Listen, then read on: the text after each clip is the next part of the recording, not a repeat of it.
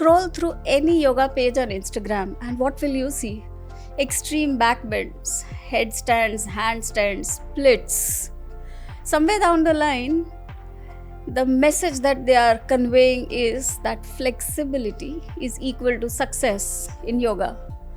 But here's the problem: when you see those picture perfect mountaintop cliff photographs where somebody is hanging out into a beautiful yoga pose, yoga is becoming like a performance, and flexibility is a trophy that you achieve.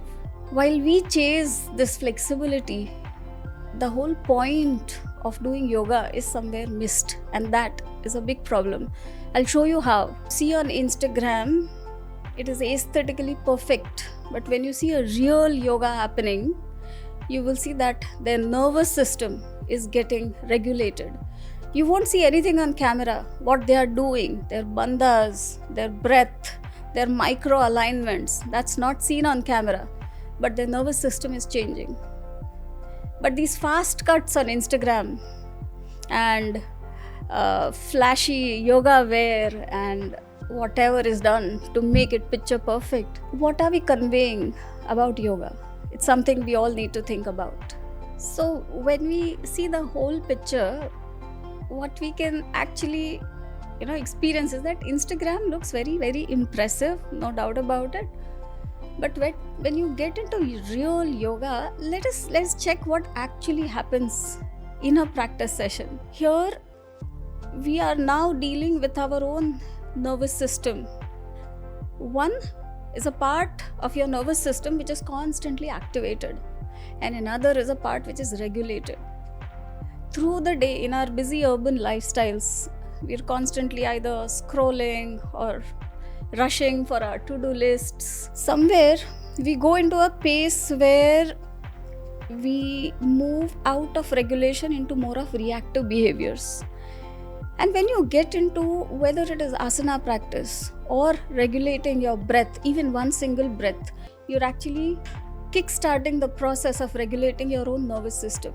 You're down-regulating. It's never about intensity. What we are doing is something which is about precision, about exactly knowing where we are going to regulate ourselves. The emotions, the body, the breath, so many things happening simultaneously when you're practicing. None of this will show up on an Instagram feed. So that's where it's just a start point of the real yoga practice. When you sit, sometimes it's so difficult even to sit silently for 30 seconds, for a minute.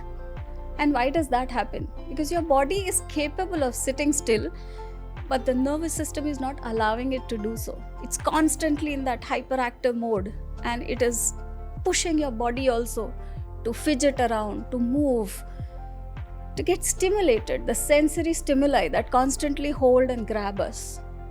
When you get into a yoga class, and when you're focused not on anybody else, no comparisons, no pushing yourself, just being, experiencing the asana, how the stretch is moving your emotion, how the stretch is moving your breath, and how the breath then accommodates the mind and body. It's a beautiful experience that takes you within rather than moving into a hyperactive way of living. You would have seen, sometimes this chase of flexibility. Even teachers, I have seen yoga teachers, and you would have seen in some reels also, they hold students, they push them deeper into the posture. Only and rarely, very, very few teachers are actually qualified enough, having that in-depth knowledge and most importantly their experience to be able to do so for their students. Most don't, and that's why yoga injuries happen. Personally, I feel pushing and pulling and twisting a person doesn't work. That inner intelligence of the practitioner, that has to awaken. There is a beautiful word called Yatha Shakti, where you don't push yourself beyond your limits, but you don't underwork, you're not lazy. You're doing it where your body and mind are optimally telling you to move deeper or to stop. And listening to that inner signals, what your body is telling, is what is very important, rather than pushing somebody into flexibility, understanding that flexibility is never the real goal. It could be the part of the process, maybe. I don't deny that.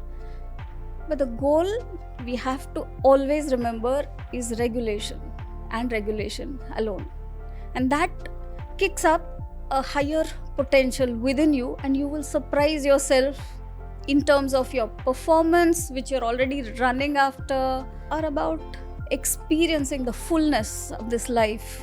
Really stop chasing all these flexibility fads and all these yoga wears and all. Be with yourself, and when you come to a yoga center or whether you're doing your own practice, cut out all the external stimuli. Just understand your body has so much to tell you. So many traumas, emotions are buried deep down. You will not want to go to a therapy when you are doing your practice properly. So get into that mode and do your practices. That's very important.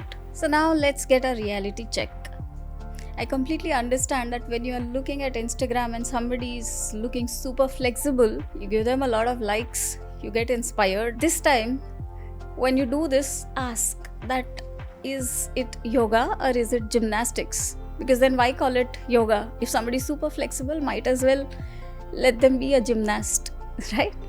So now when I talk about yoga not being flexibility, how would you know in your practice that what you are doing is leading you on the right path? So let's see some pointers that you will see along the way, and remember, it's not going to be overnight. It asks for discipline, it asks for consistency, getting up every day, doing your practice, whether it is on the mat, off the mat, and then just check that when you're under stress, how is your breath going? Just quiz yourself sometimes. When you are under emotional pressure, do you want to give up, or are you resilient enough to handle that smoothly? Is your nervous system taking you into an overwhelm, or are you being able to handle it? Yeah. So next time, just keep that and check when you are doing. Even in your mat, when you are doing your asana practice, simple. Yes, going deeper into the asana, flexibility, one part of it, of course. But this time, when you move into a dynamic asana, how is your breath? How is your body temperature? And if you are staying in a posture, then how long are you holding with ease? What we call the definition itself, sthiram sukham asanam. So are you steady in the pose, or are you shaky? Are you happy and comfortable in the pose, or are you just thinking that when will this teacher tell me to get out of this pose? Or are you challenging yourself to be there? Check all these. These are small pointers. This night when you sleep, just check the quality of your sleep when you get up. Are you waking up refreshed? Are you sleeping through the night or having a disturbed sleep? When all of these small things shift, the whole life changes. Your relationships will start becoming more vibrant and meaningful to you. They'll feel fuller. Your work pressures, you'll be able to handle better and perform better. And this is what real yoga does. Because it didn't change your Instagram likes or feed maybe, but it changed you completely.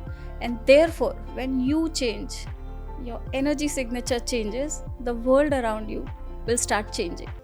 So let's cut this chase of flexibility around yoga.